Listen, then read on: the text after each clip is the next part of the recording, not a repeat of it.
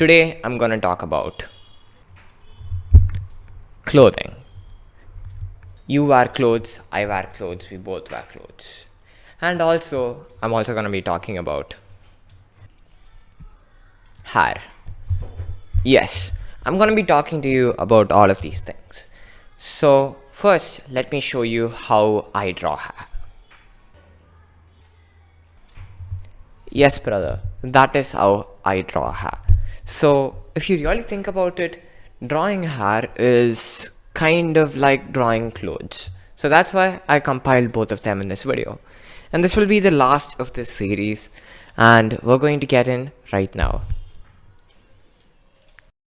Now, I'm gonna take to the Concepts app, but before that, I have a few things to show to you. 1 second. Before we get into more complex things about hair, I'm gonna tell you one simple thing. First, learn to simplify the hair into different shapes. That is, if you're drawing them strand by strand, like, look at this, Monish. Like, this is a very old picture of me, don't judge me, or something like that. Nah, I don't give two shits if you judge me too, but take a look at this. There are different strands in a head, but when you take a look at some other painting, there aren't any strands. Look at this. There isn't any strand here. What am I doing? Well, I am simplifying shapes, as I said earlier. And look at this too. When you're drawing different things, it's best to simplify. And the extent of your simplification, that is totally dependent on you. But on the basis of different things, I would say it's really good for you to simplify up to an extent where it's acceptable. Like, look at this. This is some basic simplification, but the problem is it doesn't really look like hair, right? What you can do for that is use this V-shaped texture, like this one that goes like that, and you can just apply it all over there. This kind of gives it a feeling of texture, and since this is a method of pointing to one side or the other, it just essentially sets up the flow of the hair, and you will be more likely to see the hair than otherwise. So that's basically how you draw hair. And now about clothing. What about clothing, bro? So essentially, I'm standing in the Wakanda Forever pose, but don't mind it. So, what I'd like to start this off from you is when cloth is being folded, it is basically folding on itself. So, you can think of it like it's pushing on the cloth behind it to essentially go upwards. And when you actually do that, it ends up in a folding. And there is a little bit of crunching everywhere when you do this kind of folds. So that is one way in which folds can look like. Like, look here, that is how this fold looks like, right? This is the same as this. And when you fold cloth over itself, this happens, all that's fine and dandy. And so over here, I'm standing in front of the mirror, and this is essentially my armpit. No, that's not what I meant to say, sorry. What I meant to say is there are folds along my armpit, right? That is also when clothing folds over itself. But it's not in the way you think it is. You have to think of gravity existing in this world. So normally, without gravity, all our clothes will look something like this, right? Very rough sketch. That would be how our clothes would look, right? But now, since there is gravity, there is a push on these clothes to go downwards. And what happens is a crease forms here, and cloth is put downward. What is a crease, brother? It is essentially when cloth folds on itself. That's what we call a crease. And if you ask, are there any other types of folds other than creases? Well, we call them different things, but in all of reality, they are creases. So let me show you a few other type of folds right now. In the hundreds of pictures I've stored, only one with a train in it actually shows me this. So this is called the tension fold. What happens is, let me just say there is a rod over here, and let me also say that I'm putting a piece of cloth over that rod. Now, what's gonna happen is All of this is gonna be nice and fine till one thing happens. That is, this cloth is being crumpled inwards. So what's happening is you're putting force on it inwards, and it compresses. And like what I said earlier, at the end of the day, it is what it is. It's that kind of a fold. So when you're tensing it at the ends and it goes towards the end and gets back in and compresses, that's called a tension fold. Let me give you a more accurate idea. So think of this spear over here. Yep, think of this spear over here. And let's just add a few feathers to make it look as tribal as possible. And let me just shade the edge parts in. Yep. With all of that being done, we now have a spear. Let me just say I put a kerchief on top of it.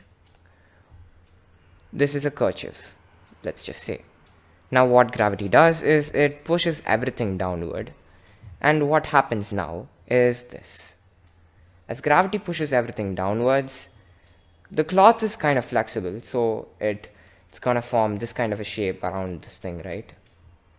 But when it does, it has to change from its original form to a conical form. It was never meant to be conical, was it? So what it does is the following. It folds over itself. At the end of the day, everything is a crease fold. Everything is a crease, exactly. But now let me show you something. It goes in on itself, out on itself, in on itself, out on itself, and in on itself and out of itself. So that's what is happening over here. And this tension fold can be very intense or it can just be mild, depending upon the cloth and depending upon the size of the cloth and its shape. Most of this part of me teaching you stuff, it's essentially me trying to develop a simulation in your head. So I want you to try and simulate this. Like this black parts are the parts that go in and get squished. And the other parts are essentially like they're outside. Yep. So that's how a cloth would cover up this kind of a contraption. It folds on itself in very many ways. Like take a skirt for an example. Let's just say this is a girl's hip. Hourglass shape, all of that shit. But let me just now say that everything, the folds, they have to radiate down from a point of stress. So what are these things that we're trying to fold inwards? Well, it's just a square or a rectangle. Rectangle, I think. Yeah, that's the most likely answer. So what ends up happening is when the rectangle is laid down like this and it's folded on itself, what happens now is the elastic, it pulls everything in, let's just say. And when the elastic does that and it adjusts according to the size, what we saw with the spear happens with the skirt, thereby giving it this sort of a crumpledness. I'm not really sure you are able to develop this intuition, but what I would suggest that you do is play with cloth in your house or something like that and essentially look at it and notice it in a scientific manner. Just build that simulation in your head. Like, this is something that cannot be explained, yet I'm trying to articulate it out. It's essentially you have to think about cloth is flexible, there is gravity, it can fold on itself, and it can fold on itself in many different ways. That is all that you have to think about when you're using cloth. And the other thing is, how is hair any related to this, brother? You ask me. Well, it has everything to do with this. Let me show you. So this guy's head was like this, right? Now, hair essentially grows out of his head. But if you look at it as one object, the best object to look at it would be a cloth. So say this girl has this amount of hair, and let me just say 2 strands are falling out. So these 2 strands of hair are basically like 2 different pieces of cloth.